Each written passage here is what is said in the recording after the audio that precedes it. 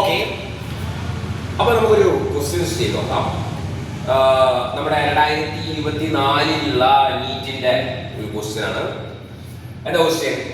A 10 of capacitor is connected to a 210 volt. A 210 volt 50 Hz AC യിൽ എന്ത് ചെയ്തിട്ടുണ്ട്? ഒരു കപ്പാസിറ്റർ എന്ത് ചെയ്തിട്ടാ കണക്ട് ചെയ്തിട്ടുണ്ട്. Okay, I showed the figure and the peak current in the circuit is nearly. ഇത് ചോദിച്ചിരിക്കുന്നത് peak current എത്രയാണെന്നാണ് ചോദിച്ചിരിക്കുന്നത്. ഓക്കെ, അപ്പോൾ അതിനുള്ള ഓപ്ഷൻസ് വന്നിട്ടുള്ളത് 0.58 ആംപിയർ, 0.93, 120, 0.35 ആംപിയർ. നമുക്ക് വെച്ചേക്കാം. അപ്പോൾ ഇങ്ങനെ ഒരു ക്വസ്റ്റ്യൻ വന്നിരിക്കുകയാണ്. നമുക്കറിയാം ഒരു 210 വോൾട്ട് 50 ഹെർട്സ് ഒരു AC സോഴ്സ് ആണ് കൊടുത്തിരിക്കുന്നത്. ഏതിനെ ക്രോസ് ആണ്? ഒരു കപ്പാസിറ്റർ ക്രോസ് കൊടുത്തിരിക്കുകയാണ്. അപ്പോൾ നമുക്ക് ഇതിനുള്ള കറന്റ് ഫ്ലോ കണ്ടുപിടിക്കണം. ഓക്കെ, നമുക്ക് ഓൾറെഡി അറിയാം കറന്റ് ഫ്ലോ എന്ന് പറഞ്ഞാൽ കോമൺലി എന്താ? വോൾട്ടേജ് ഡിവൈഡഡ് ബൈ എന്താണ്? കറന്റ് ഓപ്പോസ് ചെയ്യുന്ന ഒരാൾ സാധാരണ നമ്മൾ പഠിച്ചിട്ടുണ്ട്. അപ്പോൾ നമുക്കറിയാം ഇത് പ്യൂർലി ഒരു കപ്പാസിറ്റീവ് സർക്യൂട്ട് ആണ്. ഒരു പ്യൂർ റെസിസ്റ്റീവ് സർക്യൂട്ട് ആണെങ്കിൽ റെസിസ്റ്റൻസ് ആയിരുന്നു. കപ്പാസിറ്റീവ് സർക്യൂട്ട് ആകുമ്പോൾ എന്താണ്? കപ്പാസിറ്റീവ് റിയാക്ടൻസ് ആണ്. ഓക്കെ, അപ്പോൾ അത് നമുക്കറിയാം വാല്യൂ എന്താണ്? V divided by X. അപ്പോൾ നമുക്ക് ആദ്യം തന്നെ മനസ്സിലാക്കുന്ന ഒരു കാര്യം, നമുക്ക് ചോദിച്ചിരിക്കുന്നത് പീക്ക് കറന്റ് ആണ്. ഓക്കെ, അപ്പോൾ നമ്മളിവിടെ എടുത്ത് തന്നിരിക്കുന്ന വോൾട്ടേജ് എന്താണ്? 210 വോൾട്ട്. ഇതെന്ത് വോൾട്ടേജാണ്? പീക്ക് വോൾട്ടേജ് ആണോ? അല്ല. എന്താണ്? ഇതെന്താണ്? RMS വോൾട്ടേജ് ആണ്. ഇതെന്താണ്? RMS voltage. നമ്മൾ പറഞ്ഞിട്ടുണ്ട് AC എപ്പോഴും നമ്മൾ സ്പെസിഫൈ ചെയ്യുന്നത് ഏത് വോൾട്ടേജിലായിരിക്കും? RMSലായിരിക്കും. So this voltage is specified. This voltage is what? RMS voltage. Okay, so 210 volt. So ഈ 210, അപ്പോൾ ഇവിടെ നമ്മൾ വോൾട്ടേജ് ഡിവൈഡ് ബൈ ഈ റിയാക്ടൻസ് എടുക്കുമ്പോൾ ഇവിടെ ഏതാണ്? RMS വോൾട്ടേജ് ആണ്. അപ്പോൾ ഇതെന്ത് കറണ്ടാണ് കിട്ടുക? RMS കറണ്ടാണ്. പക്ഷെ നമ്മൾ ക്വസ്റ്റ്യൻ ചോദിച്ചിരിക്കുന്നത് പീക്ക് കറണ്ടാണ്. പക്ഷെ നമുക്ക് RMS കറണ്ട് അറിയാമെങ്കിൽ നമുക്ക് പീക്ക് കറണ്ട് കണ്ടുപിടിക്കാം അല്ലേ? അപ്പോൾ നമുക്ക് ആദ്യം ചെയ്യാം, നമുക്ക് RMS കറണ്ട് കണ്ടുപിടിക്കാം. So I is equal to 220 divided by X. X എന്താണ് നമുക്കറിയാം? X എന്താണ്? ഇക്വേഷൻ പ്രകാരം നമുക്കറിയാം എന്തായിരുന്നു? 1/C. So what is 1/C omega? C നമുക്ക് തന്നിട്ടുണ്ട് 10 into 1. So 10 into 10 raised to -6. Then omega. Omega എന്താ? Omega frequency. ഇവിടെ തന്നിരിക്കുന്നത് എന്താണ്?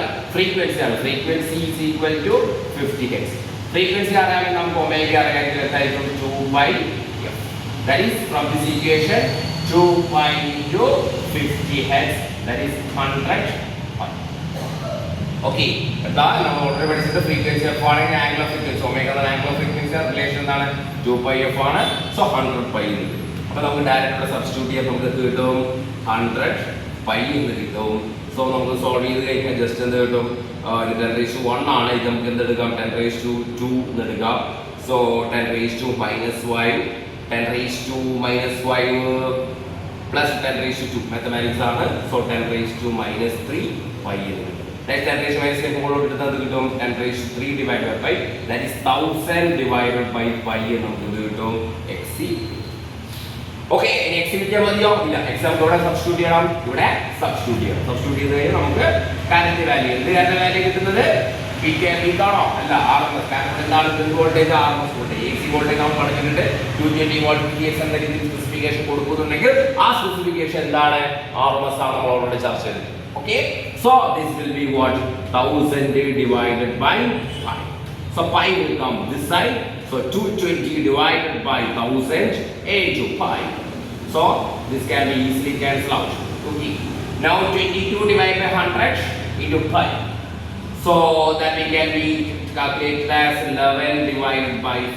So 11 divided by 50 into 3.1. So നമുക്ക് കാൽക്കുലേറ്റ് ചെയ്ത് നോക്കണം. 11 divided by 50 ഇത് നമുക്ക് 2 വെച്ച് ക്യാൻസൽ 25 വരും. എന്ത് കിട്ടും? 1.07. So 11 divided by 55 into 1.07. This is what? Peak current. So നമ്മൾ കാൽക്കുലേഷൻസിന്റെ കാര്യങ്ങളൊക്കെ ചർച്ച ചെയ്യുന്നില്ല. ഇനി നമുക്ക് വേണ്ട എന്ത് കറന്റ് നമുക്ക് കിട്ടുന്നത്? This current is not what current? Not peak current. This current is RMS current. I already says this VRMS. So this current is also what? IRMS. So IRMS ഉള്ള ഒരു വാല്യൂ നമ്മൾ ഇവിടെ സബ്സ്റ്റിറ്റ്യൂട്ട് ചെയ്ത് കഴിഞ്ഞാൽ നമുക്ക് values കിട്ടും. ഞാൻ കാൽക്കുലേഷൻസിലേക്ക് കടക്കുന്നില്ല. ഇനി ഈ വാല്യൂസ് നമുക്ക് എന്താണോ കിട്ടുന്നത് ആ വാല്യൂസിനെ എന്തുകൊണ്ട് മൾട്ടിപ്ലൈ ചെയ്യണം? നമുക്ക് എന്തുകൊണ്ട് മൾട്ടിപ്ലൈ ചെയ്യണം? നമുക്കറിയാം പീക്ക് കറണ്ട് തമ്മിൽ റിലേഷൻ. ഡീപ്പ് നമ്മൾ കോമൺലി നമുക്കറിയാം കറണ്ട് സ്പെസിഫൈ ചെയ്യുന്ന I=I0 sin omega t. അപ്പൊ ഈ I0 ആണ് നമുക്ക് ഇപ്പോൾ കിട്ടിയിരിക്കുന്നത്, അല്ല I0 ആണ് നമുക്ക് കണ്ടുപിടിക്കേണ്ടത്. നമുക്ക് കിട്ടിയിരിക്കുന്നത് എന്താണ്? RMS current. അപ്പൊ നമുക്ക് അതിൽ നിന്ന് എന്ത് കണ്ടുപിടിക്കണം? I0 കണ്ടുപിടിക്കണം. I0 എങ്ങനെ കണ്ടുപിടിക്കാം? I0/√2 ആണ് എന്താണ്? IRMS. I0/√2 ആണ് IRMS.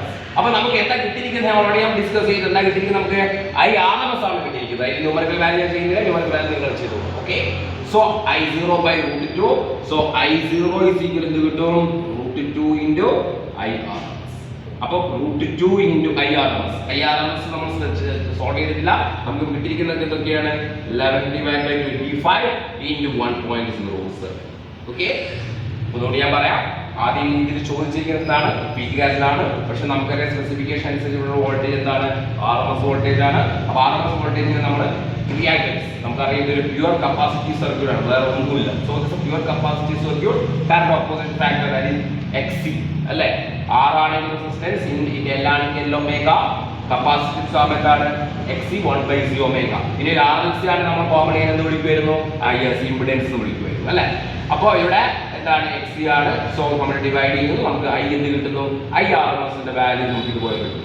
ഇനി IRMS അല്ല നമുക്ക് വേണ്ടത്, നമുക്ക് വേണ്ട എന്താണ്? I0 ആണ്. അപ്പോൾ I0 അല്ലെങ്കിൽ മാറ്റാനുണ്ട്, നമുക്ക് I0/√2 ആണ് IRMS എന്നുള്ള ഇക്വേഷൻ നമ്മൾ പഠിച്ചിട്ടുണ്ട്. അതിൽ നിന്ന് നമുക്ക് I0 നമുക്ക് കിട്ടും, I0/√2 IRMS. അങ്ങനെ സബ്സ്റ്റിറ്റ്യൂട്ട് ചെയ്യുമ്പോൾ നമുക്ക് എന്ത് കിട്ടും? വാല്യൂ കിട്ടും. അപ്പോൾ ആൻസർ ഇതിൽ വരുന്നത് 0.93 ആംപിയർ ആണ്. അപ്പോൾ സോൾവ് ചെയ്ത് കഴിഞ്ഞാൽ നമുക്ക് എന്ത് കിട്ടും? 0.93 ആംപിയർ കിട്ടും. ഓക്കെ, അപ്പോൾ ഇതാണ് നമ്മൾ NEET 2024 ചോദിച്ച ക്വസ്റ്റ്യൻ. വളരെ ഈസി ആയിട്ടുള്ള ക്വസ്റ്റ്യൻ ആണ്. ഒന്നുകൂടി ഞാൻ എക്സ്പ്ലെയിൻ ചെയ്യാം. എന്തായാലും ചെയ്യുന്നത് ടെക്നിക് ഓഫ് ഒരു AC സോഴ്സിനോട് കണക്ട് ചെയ്ത് ഇങ്ങനത്തെ ഒരു ക്വസ്റ്റ്യൻ ചോദിച്ചു കഴിഞ്ഞാൽ ഡയറക്റ്റ് ആയിട്ട് നമ്മളിപ്പോൾ ശ്രദ്ധിക്കേണ്ട ഒരു കാര്യം, ഇവിടെ നമുക്ക് തെറ്റാനുള്ള സാധ്യത 210 വോൾട്ടേജ്. അത് എന്ത് വോൾട്ടേജ്? എപ്പോഴും അത് RMS ആയിരിക്കും. അപ്പോൾ കിട്ടുന്ന കറണ്ട് എന്തായിരിക്കും? RMS current. RMS കറണ്ട് നമുക്ക് ഇത് √2 മൾട്ടിപ്ലൈ ആയിട്ട് ആവശ്യമില്ല, പക്ഷേ ചോദിച്ചിരിക്കുന്നത് പീക്ക് കറണ്ട് ആണ്. അപ്പോൾ RMS കറണ്ട് എന്ത് ചെയ്യണം? പീക്ക് കറണ്ട് കണ്ടുപിടിക്കണം. പിന്നെ നമുക്ക് വരാൻ പറ്റുന്ന റോങ് സെക്ഷൻ, അതായത് നമുക്ക് തെറ്റ് വരാൻ സാധ്യതയുള്ള ഒരു സാധനമാണ് μF. ബട്ട് μF എന്ന് പറഞ്ഞാൽ എന്ത് ചെയ്യണം? 10⁻⁻6 ആക്കി എടുക്കണം. ഓക്കെ, അതൊക്കെ SI യൂണിറ്റ് ആണ്. SI യൂണിറ്റ് തന്നെ നമ്മൾ എന്ത് ചെയ്യണം? പ്രോബ്ലംസ് സോൾവ് ചെയ്യണം. എന്നാൽ മാത്രമേ നമുക്ക് ആംപിയറിലേക്ക് ആൻസർ കിട്ടത്തുള്ളൂ. Okay, thank you.